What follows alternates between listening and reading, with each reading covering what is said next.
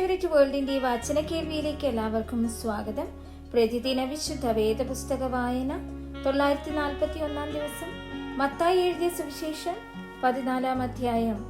ആ കാലത്ത് ഇടപ്രഭുവായ ഹെരോദാവ് യേശുവിന്റെ ശ്രുതി കേട്ടിട്ട് അവൻ യോഹന്നാൻ സ്നാപകൻ അവൻ മരിച്ചവരുടെ ഇടയിൽ നിന്ന് ഉയർത്തു, അതുകൊണ്ടാകുന്നു ഈ ശക്തികൾ അവനിൽ വ്യാപരിക്കുന്നത് എന്ന് തന്റെ ഭൃത്യന്മാരോട് പറഞ്ഞു.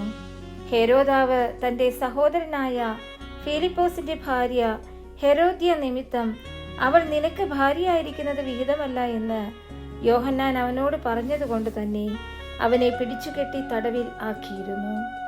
അവനെ കൊല്ലുവാൻ മനസ്സുണ്ടായിട്ടും പുരുഷാരം അവനെ പ്രവാചകനിൽ നിന്ന് എണ്ണുകയാൽ അവരെ ഭയപ്പെട്ടു.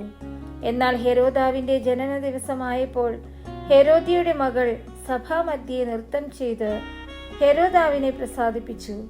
അതുകൊണ്ട് എന്തു ചോദിച്ചാലും അവൾക്ക് കൊടുക്കുമെന്ന് അവൻ സത്യം ചെയ്ത് വാക്കുകൊടുത്തു.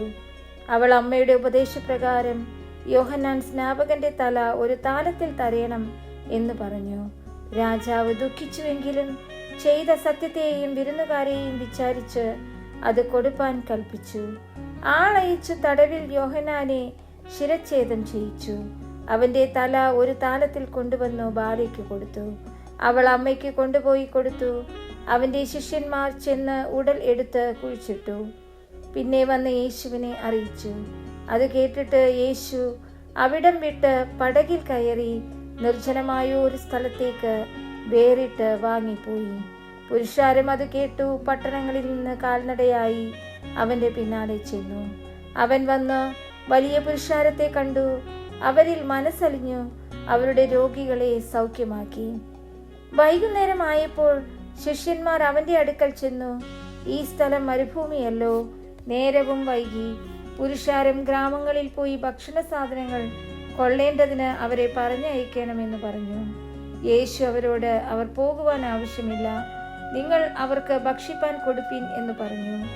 അവർ അവനോട്, 5 അപ്പവും 2 മീനുമല്ലാതെ ഞങ്ങൾക്കിവിടെ ഒന്നുമില്ല എന്ന് പറഞ്ഞു. അത് ഇങ്ങ് കൊണ്ടുവരുവിൻ എന്ന് അവൻ പറഞ്ഞു. പിന്നെ പുരുഷാരം പുല്ലിന്മേൽ ഇരിപ്പാൻ കൽപ്പിച്ചു. ആ 5 അപ്പവും 2 മീനും എടുത്തു സ്വർഗത്തേക്ക് നോക്കി വാഴ്ത്തി അപ്പം നുറുക്കി ശിഷ്യന്മാരുടെ പക്കലും ശിഷ്യന്മാർ പുരുഷാരത്തിനും കൊടുത്തു.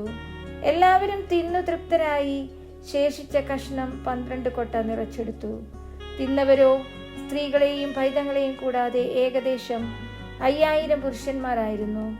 ഉടനെ യേശു താൻ പുരുഷാരത്തെ പറഞ്ഞയക്കുന്നതിനിടയിൽ ശിഷ്യന്മാർ പടകിൽ കയറി തനിക്ക് മുമ്പായി അക്കരയ്ക്ക് പോകുവാൻ അവരെ നിർബന്ധിച്ചു.